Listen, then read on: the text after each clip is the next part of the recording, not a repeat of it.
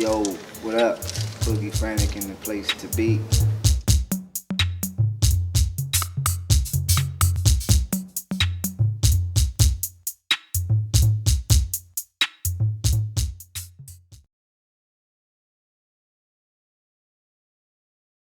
It's bittersweet because, like, last night I took a walk all the way towards the train station, and I walked a friend to the train station, but it was still like something I wanted to do because I recognized the street.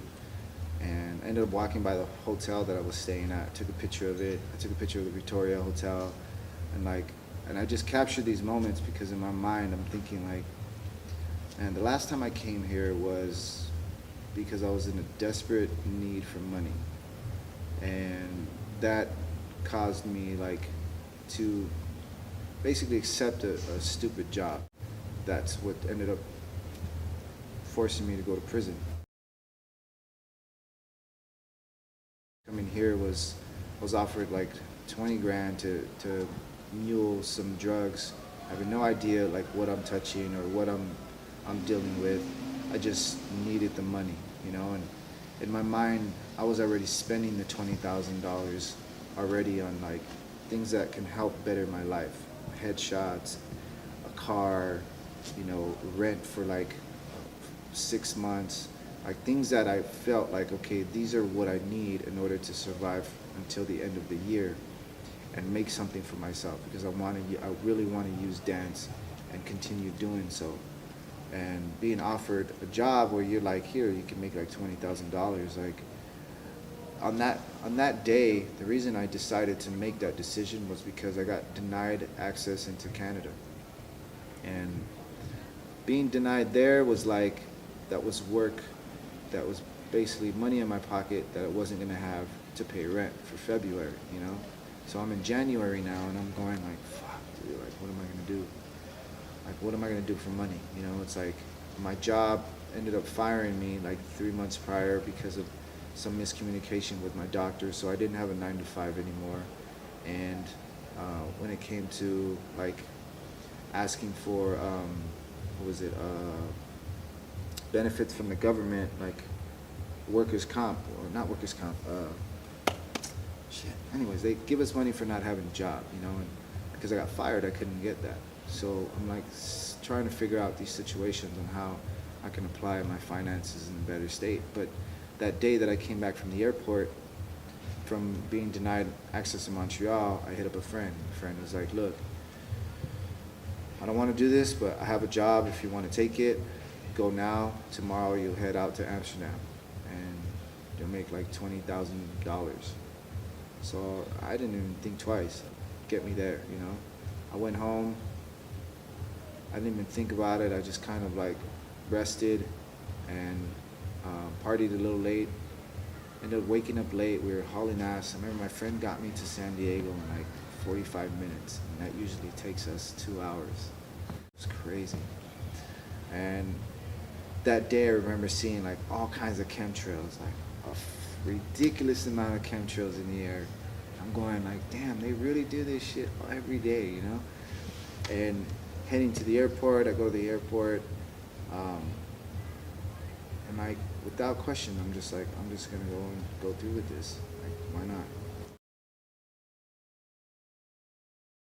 I land in Amsterdam, I have no idea where the hell I am. I'm like, yo, I'm just here, you know? I book a hotel, where I'm already on like Facebook chatting with Ldier, and I'm like, yo man, like, isn't, you know, if I can, any spots for concession or teach a workshop or something like that. So he's like, yeah, you know, we could figure something out. Like, let's try it out. Like, so we set up some jams and we set up some workshops and some sessions. We hang out, and I'm like, I'm super thankful, you know, because he has no idea. Like, he has no idea, and I barely even have a clue, like, what the hell's going on.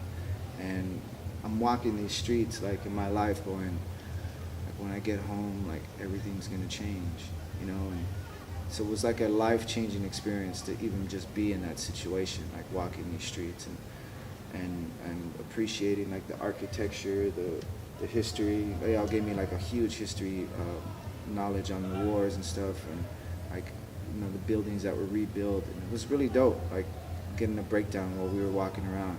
And it's like wintertime, so it's cold as hell too. So it was dope. I had my pea coat on. I was like, yo, I'm good. Like I'm good. I'm Gucci, you know. But coming home, well, the last day, I remember the last day for sure because it was Leal and Leonie. I asked to take to dinner. I was like, hey, you know, can I take you guys to go eat? Because I want to treat you. Like I really appreciate the hospitality you guys have given me, and I want to treat you to a steak. You know, I know this restaurant, this guy I already met, and he's got like a brother who makes homemade chimichurri, and like I'm this close to getting the recipe, so let's go back and see if we can get it. So the owner wasn't there; he had a family emergency, and then we just said, "Oh, we'll just have a dinner, we'll hang out, just eat," you know. So that was like the last day that I got to see them, and then I was on my flight back. But my flight back was like really, I was getting drunk, and now I don't drink, I'm sober. I'm actually been sober for like 5 years now. So, but then I was like, I didn't care. I would drink and just enjoy life that way, kind of soak in my sorrows and suck it up. But I remember getting so hammered on the plane that it still didn't take away the nervous feeling I had, like something bad is about to happen, you know, and I felt it, like I felt it. I felt like something was gonna happen, but it's weird. With my personality, I'm kind of like a walking contradiction, you know, like I'm not that one guy that's like, nah, I shouldn't do that, or nah, I shouldn't grab that, and I grab it and buy it, you know, it's like, fuck. I'm like a person who's like that, but I think it's just in my Pisces nature. We're just two fish swimming in opposite directions all the time. So I always give in to certain things. But at that time, like being the fact that I was drinking a lot, like really, really put that out there. You know, it really made me like careless, and like I didn't want to listen to the right side of my mind. You know, I didn't want to listen to my consciousness. I was just like, nope. Like I'm just gonna just fuck off. Like that's it. So got to the airport, and right away it was kind of like they just were waiting for me. It was weird. The first dude looks and he checks your thing, and he's just like, yeah, it looks like him. I guess that's where I kind of got, like he recognized me of some sort. So he checks my little customs card. I walk over to the customs booth, and the guy's like, he just giggled and was like, follow me. Followed him, went into secondary, waited. And then these two guys with badges come through, and they're like, they call my name, call me over to grab my luggage. For my luggage, we go to this other secondary spot where they x-ray your luggage.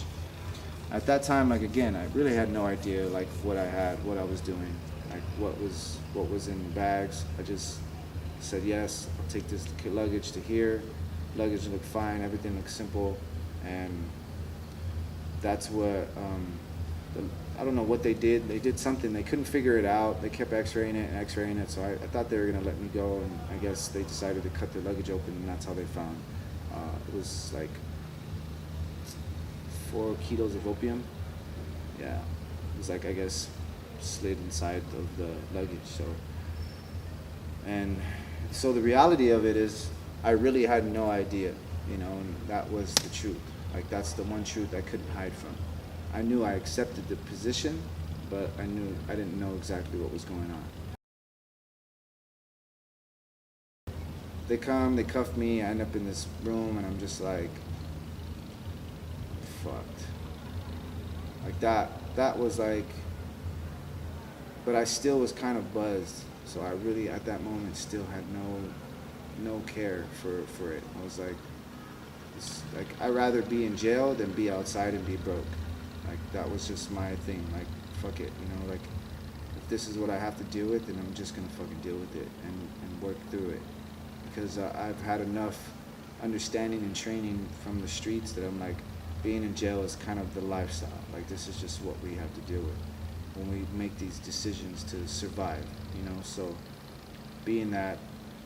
My brother's been in and out of prison. My other brother, you know, murdered from gang activity. It's like the only craziest part was the fact that because of why my brother was murdered was the scariest thing. The fact that I had to face people that could possibly kill me just for being his brother, you know. And that was the the fear that I needed to face a long time ago. I should have faced a long time ago, and I decided it was just during this time. So yeah, that's why this trip has kind of been bittersweet. You know, it's like I ended up in federal prison. First, they were throwing at me 10 years, then they dropped it down to 7, then it was 5 to 7, then it was like 4 to 5, and then 2 to 3, and then that's where they kept it. I was blessed with a great attorney, and the letter writer ended up knowing my family. The letter writer ended up breaking down my whole life. And that was the hardest part. Admitting the things that I've had to go through and realizing all of this, and I'm still standing on my 2 feet. Being able to dance and travel the world and do these things and be on TV, be in movies. But the stuff that I had to admit to as far as what I've been through, even as a kid, that's what really kind of set for me and made this life-changing experience, really life-changing. Because I really had to tell my story to the judge, and let him know, bro, I don't have a silver spoon, I don't have the blessings of knowledge of finances and education. Yeah, so this is why I love teaching, because I realized I remember being a teenage kid being I want to be a teacher because I want to be able to change the future. I would love for kids to appreciate somebody that actually cares as opposed to somebody that's just forced to read, chapter 6 through 4, or 6 through 8 and take the quiz at the end of 8. It's you're really not going to teach us anything. We have to read history books that are based on lies in our nation. It's I'm kind of like that person in high school. So I was very rebellious when it came to education because I was wiser. I was a lot wiser and more aware of what was going on around our states and our streets, because living on the streets was the hardest thing. My mom was always in and out of jobs. I moved into 11 inner cities and just one major city. And that's one side of LA. And then I've lived in 6 or 7 from the other side of LA. So altogether it's it's almost 20 cities within Los Angeles, because my mom couldn't afford to keep us in one place at one time. We didn't have a house. We did have a house to grow up in. It was my grandmother's house. It wasn't even our house. I mean, it was difficult growing up, period. It was difficult. And having to admit some of the things that I've experienced was I think that was the hardest shit. And then seeing your family, support you because you're in a situation you can't get out of. It made me really appreciate everything so much more. And then I also got to really see why my brother has been in and out of the system and is very comfortable being who he is. So it's this trip has been hella bittersweet because it's I'm here again, but for better reasons. And I feel I just want to make my family proud.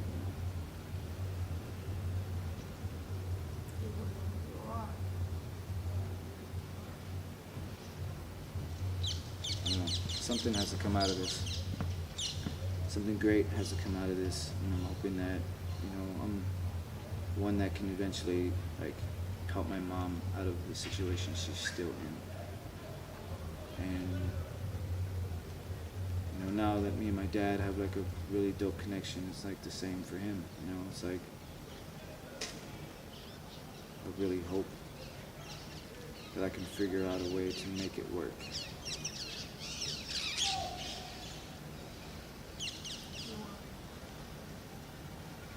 You already changed direction in a major way. Yeah.